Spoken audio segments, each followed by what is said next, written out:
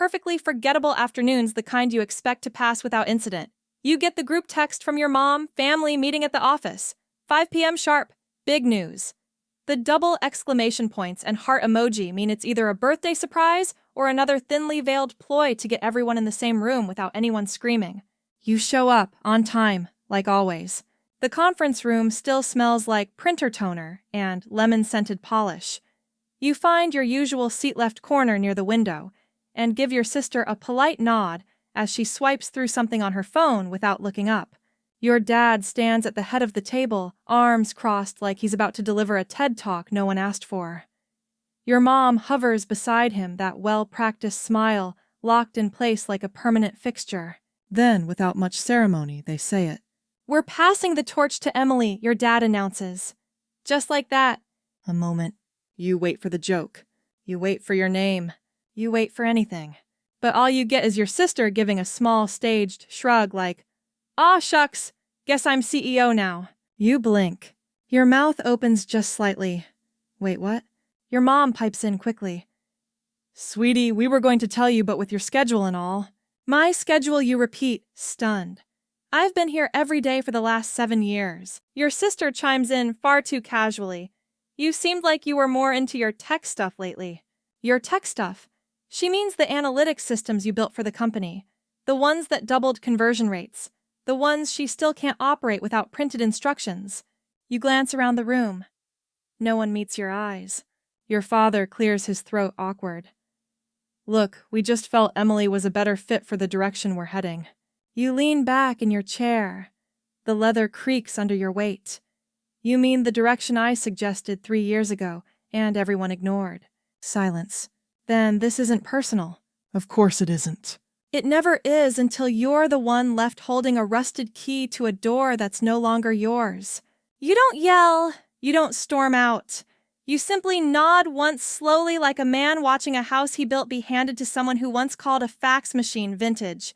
You excuse yourself before the meeting ends. You don't trust yourself to speak. Outside, the sun is still shining. Birds still chirping. Life stubbornly continuing like nothing seismic just cracked beneath your feet. You sit in your car for a long time, engine off, hands gripping the steering wheel like it might hold you steady. Eventually, your phone buzzes. A message from Emily. "Hope this doesn't make things weird." "Love you." You stare at the screen. Then, without even knowing why, you take a screenshot. "It'll come in handy." You go back inside. Not to argue, not to make a scene, just to sit through the dinner your mom insisted on. "Let's celebrate together as a family," she chirped as if the world hadn't just split open 5 minutes ago. You walk into the dining room and take your place like you always have, third seat from the left near the wall with the crooked painting you've hated since you were 16. Someone's already poured you a glass of wine. You don't touch it. Your sister is already halfway through her glass, smiling like she just got engaged. She's glowing, but not in a good way, in the smug, insufferable way that makes people roll their eyes in restaurants. Your dad raises his glass. To Emily, he says. To the next chapter. Everyone clinks glasses. You lift yours a few inches out of courtesy and set it back down. Thank you, Emily says, beaming. Honestly, this is all so surreal. I still remember when I was just helping out at the front desk. You remember too! You remember her losing checks, misprinting invoices, and crying because someone called to ask what net terms meant. You remember covering for her. She turns to you. I couldn't have done it without this one, she says, gesturing like she's just handed you a participation ribbon at the family talent show. You really laid the groundwork. That system you built, lifesaver. You force a tight smile. You want to say that system wasn't a favor. It was strategy. You want to say you didn't even know we had a CRM until last year. But instead you say nothing. Because it's not the moment. Yet. Your mom brings out dessert, her infamous lemon bars.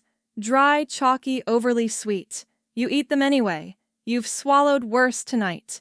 Your uncle starts talking about the early days of the business.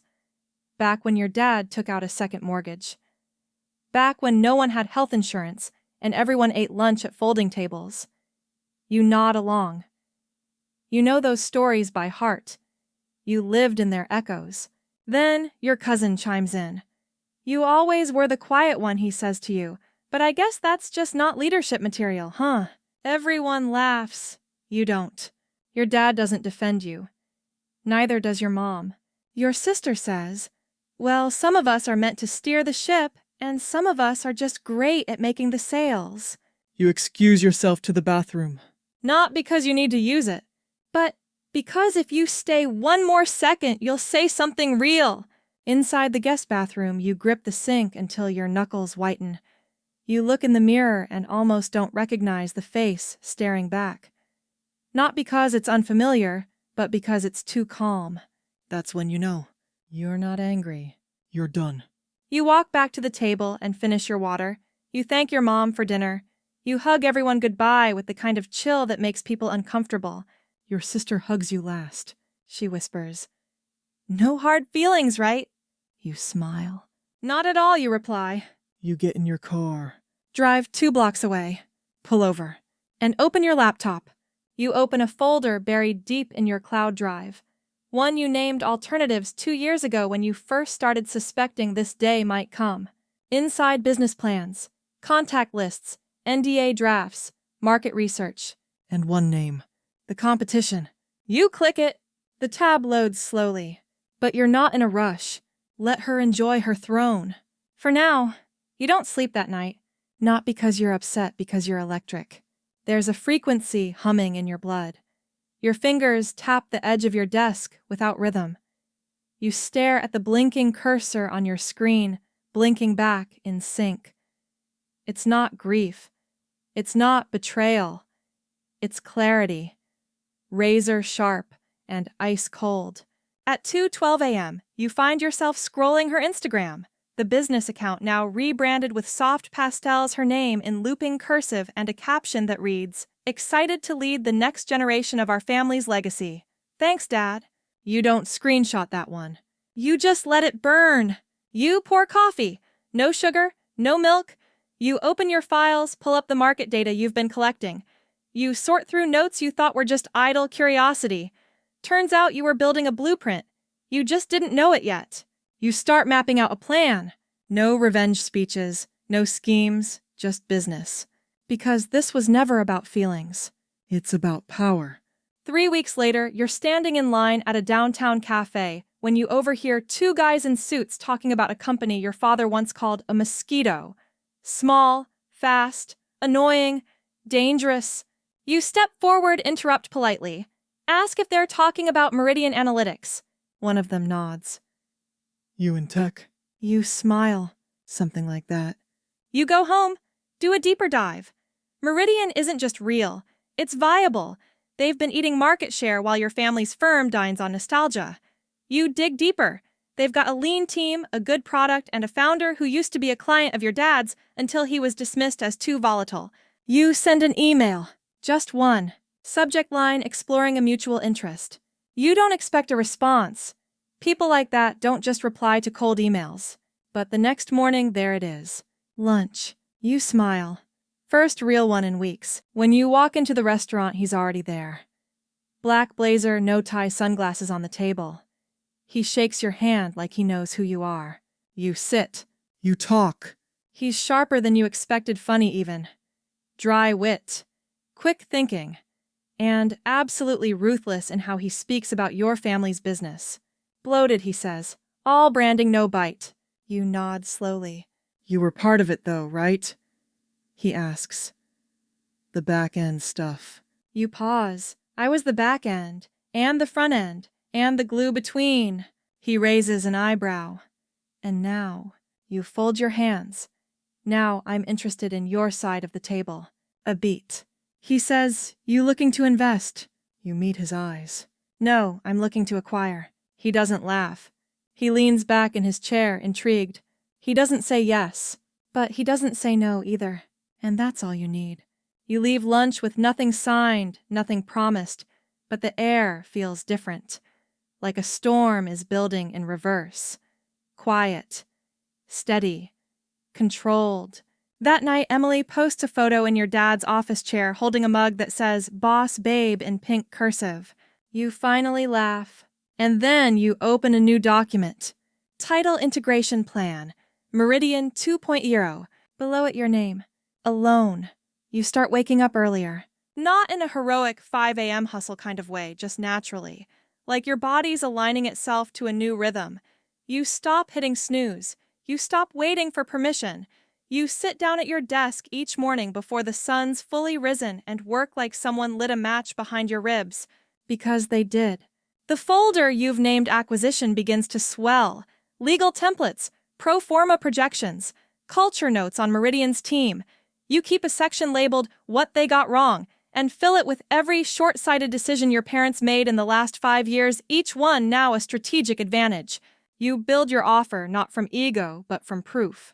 Meanwhile, Emily keeps posting. Monday mood meetings and matcha. Learning so much from Dad. Mentor moments.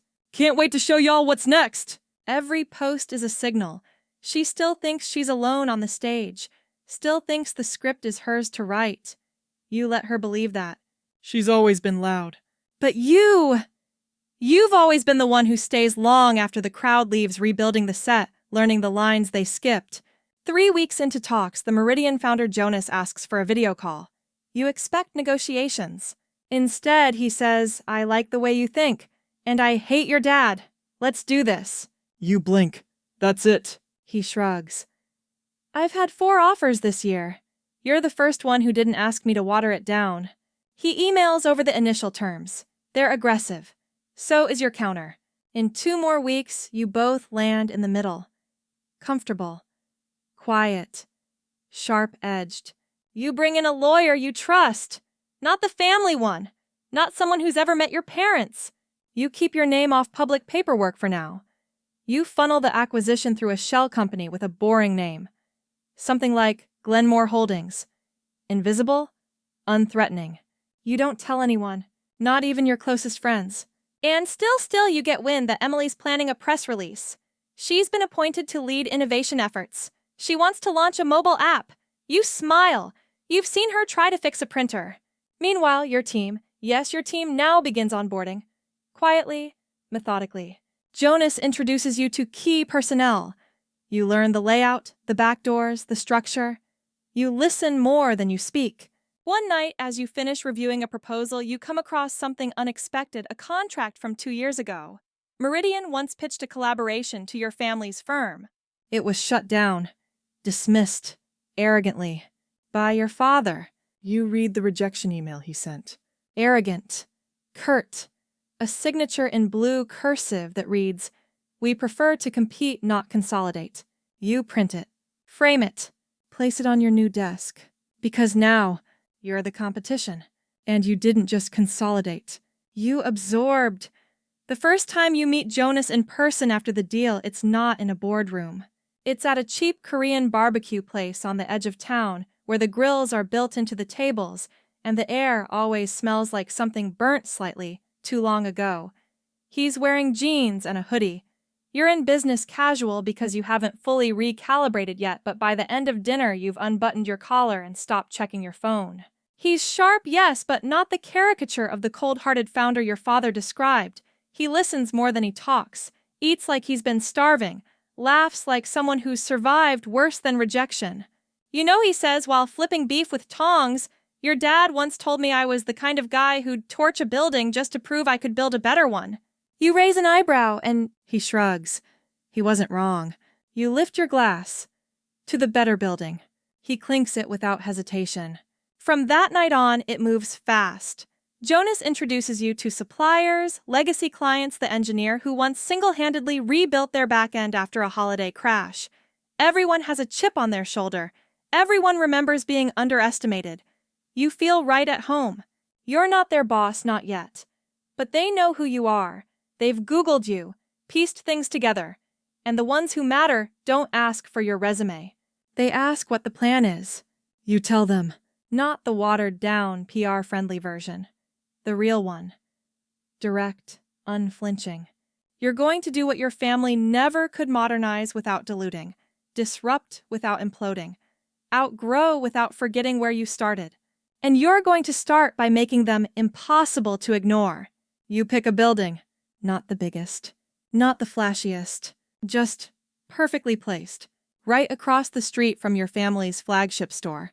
The lease signs in 2 days. You don't tell Emily. You don't have to. The contractors start work at night, quietly, methodically. Frosted glass, brushed steel, matte black signage with no name on it yet. Just a symbol. Something sleek. Something new. Something that makes people whisper. And they do. You know because your mother texts you. Is that new place across from the store yours? You don't respond. Instead, you take a walk by the site one morning and see Emily standing outside your parents' building, coffee in hand, frowning across the street. You slow down. Watch her stare. Watch her try to recognize the shape of a threat she never saw coming. She doesn't see you. That's fine. She will. You go back to your office. Your office. You sit in the chair no one gave you. Behind the desk no one offered. In a company no one handed over.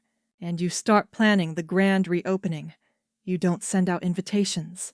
You let the building do the talking. No flyers, no ads, no desperate noise.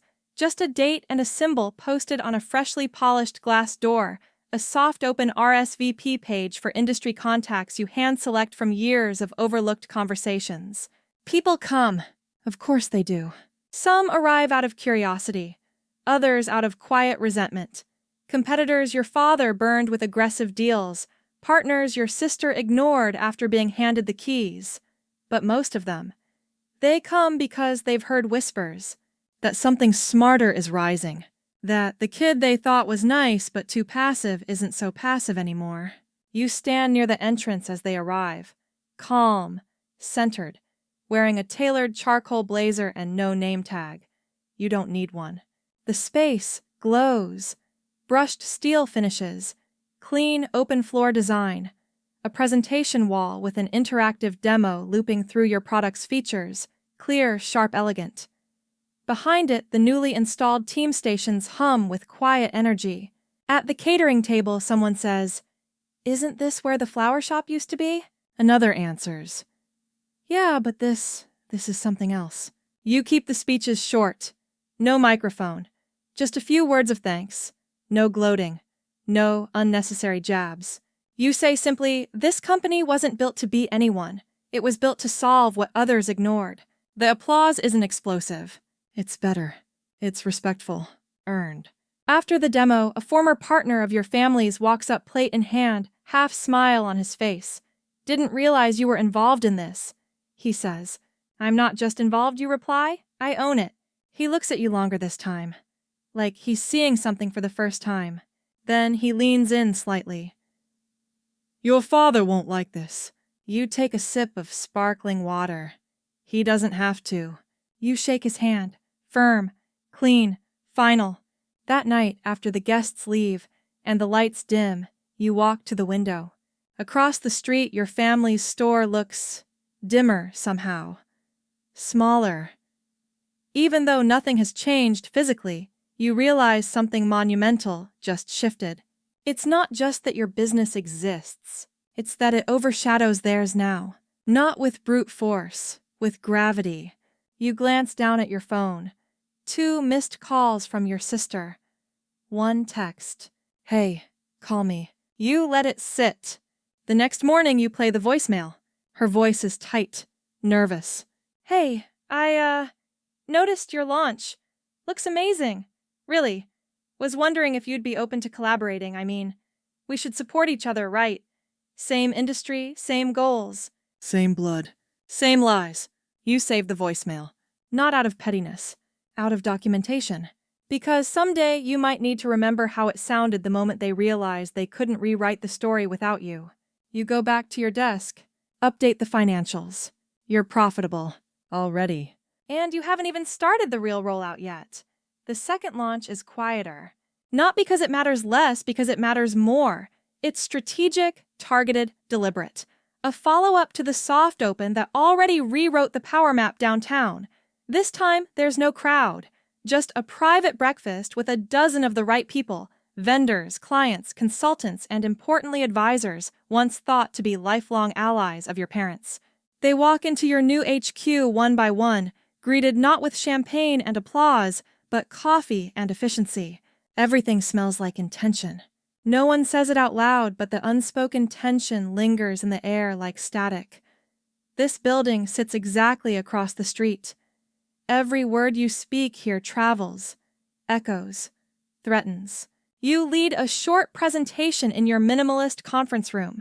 There are no empty buzzwords, no oversold promises, just hard numbers and clean design, forecasts based on research your parents never considered, strategies your sister never had the range to implement. And then a moment you didn't expect. One of the advisors, a man who once attended your 9th birthday party, who's eaten more meals at your parents' house than some relatives, leans forward after the final slide. Would you consider an exclusive contract? You pause. Exclusive. He nods. I've seen where your sister's heading. Nice branding, no substance. But this, he gestures around. This is serious. You lean back, cross one leg over the other. I'm listening. You negotiate terms, slowly, cleanly. Your parents' company starts losing traction within a month. Not because of some coordinated attack, because people like stability. They like clarity. They like systems that work, and leaders who don't post selfies from the break room captioned CEO vibes, while quarterly reports bleed red. You don't watch your sister's content anymore. You don't have to. But when someone forwards a post, her standing in front of the now empty corner office captioned, "Time for reinvention," you do click it. Just once. No anger, just observation. The way you'd examine a forecast that already came true. And then the message. An email. Subject about dinner. It's from your mother. She wants to invite you, your sister, and your father for a meal. To clear the air, she writes. Like old times. You reply, "Busy week, maybe another time." You mean it. Because you are busy. You're preparing for your final move. One they'll never see coming. The shareholders' supper. You pick the restaurant carefully. Not trendy, not flashy. Respectable, private. The kind of place where legacy gets discussed over dry-aged steak and discreet pours of wine older than your competitors. You reserve the long table in the back. Dim lighting, linen napkins, chairs so comfortable they make people linger. You don't invite your family. You invite their partners. People who once shaped the family business behind closed doors. Men and women who shook your father's hand at country clubs and whispered in your mother's ear at charity galas. The kind of people your sister still hasn't earned the right to call by their first names. They show up, all of them. Out of curiosity, perhaps. Out of frustration, more likely. You greet each one personally, like a host welcoming guests into a home they didn't know had changed hands. The meal is slow and intentional. No PowerPoints, no hard sell, just conversation. You ask about their concerns, their hesitations, their visions. You do what your family never did: listen. And then, when dessert plates are cleared and drinks are topped off, you pull out the contracts. Slim, simple, no nonsense. New terms, better terms, same relationships but with a smarter ship to sail on. No one signs immediately, but no one leaves. They ask questions. You answer. You offer clarity, not charm. Confidence, not desperation. One of them chuckles as he flips through the last page. This must be driving your old man up a wall. You smile politely. If he's watching, he's finally seeing the value of foresight. He sets the folder down. About time someone from your bloodline stopped running it like a family scrapbook. He doesn't say it, but he's right. This isn't personal anymore. It's structural, strategic, surgical. And maybe that's the cruelest cut of all. When dinner ends, you walk alone to the valet. The night is cold and clean. Across the street, you catch a glimpse of your family's flagship building. Dark. One light on upstairs, probably Emily still at her desk, scrambling to decode numbers you understood 5 years ago. Your phone buzzes. A new voicemail. You don't have to guess. You play it. I don't know what you're doing, but whatever it is, it's working. Can we talk seriously? Just call me back. Please. Her voice cracks on the last word. You pause. Not out of emotion. Out of precision. Because now the terrain is shifting. Not because you burned their house down, but because you built one they can't look away from. You don't call her back. Instead, you forward the voicemail to your personal email and archive it. You've learned that not all messages need replies, some just need to be preserved. Like artifacts. Like proof. The next morning, your lawyer calls. The contracts from last night, 7 of the 12, were signed before midnight. The rest are in follow-up review. You're already in talks with their accounting teams for transition plans. It's happening! Not in an explosive fireworks kind of way, but in the quiet, decisive way that makes your parents' company a little smaller with every tick of the clock. That afternoon, you get a calendar invite. Subject, strategic review, family biz. Sender, Emily. No note, just the invite. You decline it. 20 minutes later, your dad calls your cell. You let it ring twice, then answer. Are you enjoying this? He asks. No hello, no pleasantries. You lean back in your chair. Enjoying what? You know what? You glance at the massive deal doc open on your screen. If you mean finally being taken seriously, then yes. A pause. Then, you could have said something. You exhale through your nose. I did. For years. No one listened. That's not how family works. No, you say evenly, that's not how your version of family works. Mine listens. Mine grows. Mine doesn't pick a favorite and hand over everything like it was a birthday card. He's quiet. Then you're going to run us out. You don't flinch. That was never the goal. But it's the outcome, he says bitterly. You nod. Because you left me out of the plan. So I made a new one. The call ends with no goodbye. You don't need one.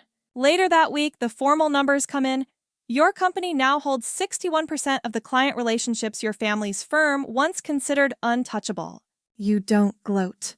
You execute. You hire, expand, set new quarterly targets. And then you make the move no one expects. You draft a buyout offer, not just for one division, for the whole thing. You send it directly to your parents' inboxes with the subject line. A future worth salvaging. You don't expect an answer, but you know they'll read it. You attach a clean PDF. A generous valuation. And a signature. Yours. Not the son. Not the sibling. The competitor. The replacement. The email sits unread for 48 hours. You don't check obsessively. You don't hover over your inbox like you used to when waiting for a callback, a compliment, a scrap of praise. You let it sit, because this time you're not hoping they are. When the reply finally comes, it's from your mother's account. Subject line received. That's all. No message, no greeting, no signature. But you know what it means. It means they've seen it. Opened it. Realized that the business they thought was untouchable now has a price on it, one they didn't set. One with your name at the bottom in ink they can't wash away. The next morning, your father calls again. You answer this time. Not because you owe him, but because you don't. He doesn't yell. He doesn't argue. He sounds tired. Your offer's clean, he says. A little too clean. You wait. He sighs. You've been planning this. You let the silence answer for you. You really want to buy us out? He asks. You think about all the late nights, all the meetings you weren't invited to, the decisions made behind doors you helped install. You think about how they passed your life's work to someone who couldn't tell a balance sheet from a mood board. Yes, you say I do. Another pause. You always had a chip on your shoulder. He mutters. I guess that's useful sometimes. You smile. It builds strong shoulders. You hear him exhale long and low like surrender hiding in breath. Then he says the last thing you ever expected. Come by the house. Let's talk. You don't respond right away. Not out of hesitation. Out of strategy. Because even now you're not chasing resolution. You're offering terms. Send me a time, you reply, and hang up. When you arrive later that week, the house looks the same, almost insultingly so. Same doormat. Same porch light that flickers if you step on the third tile. But when the door opens, your father looks older than you remember. Or maybe he just looks smaller. He leads you into the kitchen, sits at the head of the table, and slides the printed offer across the wood like a chess piece. No changes, he says, but I want one thing. You raise an eyebrow. What's that? When it goes public, he says, don't erase the name. You lean back. You think about it. You think about the years you spent trying to earn that name. The years you spent breaking free from it. Then you say calmly, you built the name. I built the future. He nods once, like he's swallowing something heavy. You both sign. He doesn't shake your hand, but he doesn't stop you either. The following week, the announcement goes live. Your company absorbs theirs. No takeover language, just strategic consolidation. You keep the name, but now it's yours. And in the footer of every future document, you place a single line: rebuilt, reinvented, reclaimed. The night after the announcement, you walk through the quiet halls of your new, entirely new headquarters. The lights are low, the windows wide. The old name still rests above the door for now, but inside, everything has changed. You pause near the corner office. Your office. It used to be his. Same walls, same view. But now the furniture is different. The air is different. Even the silence feels like it belongs to someone else. You sit at the desk, not to work, just to feel the weight of stillness. The kind of stillness that doesn't demand more from you. That doesn't whisper, prove it again. It just lets you be. You glance at the framed offer letter sitting beside the monitor. It's not there for gloating. It's there for remembering. The deal that started as revenge, but finished as something cleaner redirection. Outside traffic slows. The city softens. You realize something in that moment you never needed their crown. You just needed the room to build your own. No applause, no spotlight. Just space to move, to grow, to arrive. You close your eyes for a moment. Not out of exhaustion, but peace. You don't need to fix anything anymore. You don't need their permission to rest. And if you're still awake, that's okay too. Some nights just lying still and breathing softly is enough to return home to yourself.